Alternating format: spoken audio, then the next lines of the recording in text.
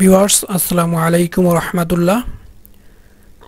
অনুপাত ও সমানুপাতের অঙ্কগুলো most important for every job. BCS primary সহ সকল চাকরির পরীক্ষায় অনুপাত এবং সমানুপাত অধ্যায়টি থেকে অবশ্যই অঙ্ক আসে।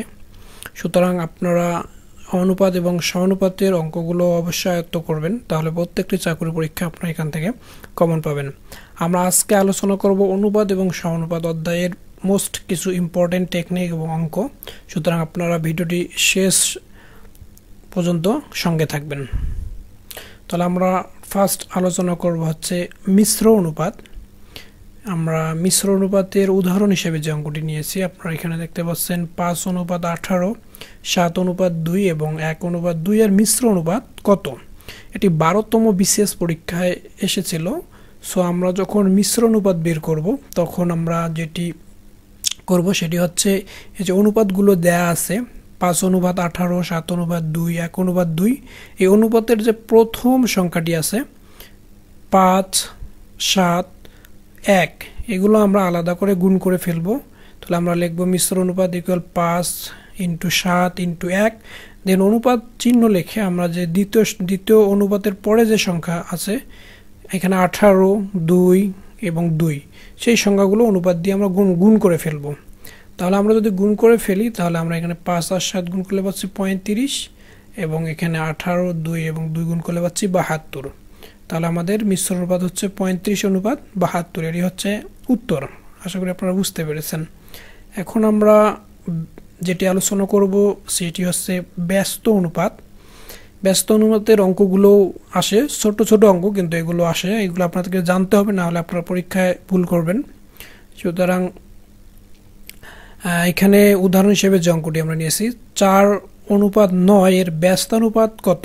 এটি সূত্র আকারেও করা যায়, অথবা আপনার ডিরেক্টলি যদি মনে রাখতে চান এটি উল্টিয়ে দিলে ব্যস্ত অনুপাত হয়। অর্থাৎ এখানে 4:9 রয়েছে, আপনারা শুধু 9:4 লিখবেন। আমরা এখানে করে দিয়েছি, অর্থাৎ এখানে ব্যস্ত অনুপাত বলছে 1/4 ভাগ হচ্ছে 9, অর্থাৎ 1 দিয়ে এই অনুপাতটিকে আমাদের ভাগ দিয়ে দিতে হবে। তাহলে আমরা পাবো 9/4 ইকুয়াল হচ্ছে 9:4। অর্থাৎ এটিকে উল্টে দিলেই আমরা পাচ্ছি ব্যস্ত অনুপাত। এখন আমরা পূর্ব রাশি এবং উত্তর রাশির যে অঙ্কগুলো আছে সেগুলো আলোচনা করব। সো পূর্ব রাশি যদি আমাদের বের করতে বলে, তো পূর্ব রাশির ক্ষেত্রে টেকনিকটি হচ্ছে পূর্ব রাশি ইকুয়াল প্রথম অনুপাত ডিভাইডেড দ্বিতীয় অনুপাত ইনটু উত্তর রাশি। আমাদের তিনটি রাশির মান দেয়া থাকবে। আমরা এখানে উদাহরণ হিসেবে যে অঙ্কটি নিয়েছি, দুটি রাশির অনুপাত দেয়া আছে 7:5, উত্তর রাশি 30 হলে পূর্ব রাশি কত? তাহলে আমাদের পূর্ব রাশি যেহেতু বের করতে বলছে আমরা সূত্রটি লিখে ফেলবো। পূর্ব রাশি ইকুয়াল প্রথম অনুপাত ডিভাইডেড দ্বিতীয় অনুপাত। তাহলে প্রথম অনুপাত হচ্ছে 7 ডিভাইডেড আমরা দ্বিতীয় অনুপাত 5 ইনটু আমাদের হচ্ছে উত্তর রাশি। তাহলে উত্তর রাশি হচ্ছে আমাদের 30। তাহলে আমরা এখানে 30 বসিয়ে দেবো। দেন আমাদের কাটা করি 5 দিয়ে 30কে 6 আর 7 আর 6 গুণ করলে আমরা পাচ্ছি 42। তাহলে এটির অ্যান্সার হচ্ছে 42। এখন আমরা নেক্সট অঙ্কে চলে যাব। দুটি রাশির অনুপাত 7:4, পূর্ব রাশি 42 হলে উত্তর রাশি কত? আমরা এখানে আগেরটিতে পূর্ব রাশি বের করছি, এটাতে আমরা উত্তর রাশি বের করব। তো উত্তর রাশি বের করার ক্ষেত্রে সূত্রটা একটু ডিফারেন্স। সেক্ষেত্রে আমরা উত্তর রাশির ক্ষেত্রে আমরা দ্বিতীয় অনুপাত ডিভাইডেড প্রথম অনুপাত ইনটু পূর্ব রাশি। আমরা পূর্ব রাশির ক্ষেত্রে কিন্তু প্রথম অনুপাতটি লিখেছি, ডিভাইডেড দ্বিতীয় অনুপাতটি লিখেছি। সুতরাং আপনারা এটা অবশ্যই মনে রাখবেন যে পূর্ব রাশির ক্ষেত্রে কোনটি আমরা ইউজ করব, দ্বিতীয় রাশির ক্ষেত্রে কোনটি ইউজ করব, নাহলে আপনারা কিন্তু গুলায় ফেলবেন, তাহলে ভুল হয়ে যাবে। তাহলে আমরা উত্তর রাশির ক্ষেত্রে প্রথম দ্বিতীয় অনুপাতটি ব্যবহার করব। তাহলে দ্বিতীয় অনুপাত আমার হচ্ছে এখানে 7, আমরা দ্বিতীয় অনুপাতের জায়গায় 7 লিখব এবং প্রথম অনুপাত হচ্ছে আমাদের 4, আমরা এখানে 4 লিখব এবং পূর্ব রাশি আমাদের হচ্ছে 42। তাহলে আমরা লিখে ফেলি। আমরা আসলে এখানে একটি ভুল করেছি, সেটি হচ্ছে আমাদের পূর্ব রাশির মানটি 42 না হবে হচ্ছে 24। আপনারা এখানে 24 দিয়ে দেবেন জাস্ট, আর কিছুই না। তাহলে আমরা যদি এটি এখানে 24 দিয়ে দেই, তাহলে আমরা 24 দিয়ে দিলে আমরা পাচ্ছি 42। ঠিক আছে, এখানে যে সংখ্যায় থাকুক না কেন এটা কোনো সমস্যা না। আপনারা জাস্ট এই অনুযায়ী উত্তর রাশি কীভাবে বের করতে হবে এভাবে মানটি বসিয়ে দিবেন, তাহলে হয়ে যাবে। এখন আমরা পরবর্তী টেকনিকে যাব। পরবর্তী টেকনিকটি হচ্ছে মধ্য সমানুপাতি। আমাদের যদি মধ্য সমানুপাতি বের করতে বলে তাহলে আমরা যে টেকনিকটা ইউজ করব মধ্য সমানুপাতি।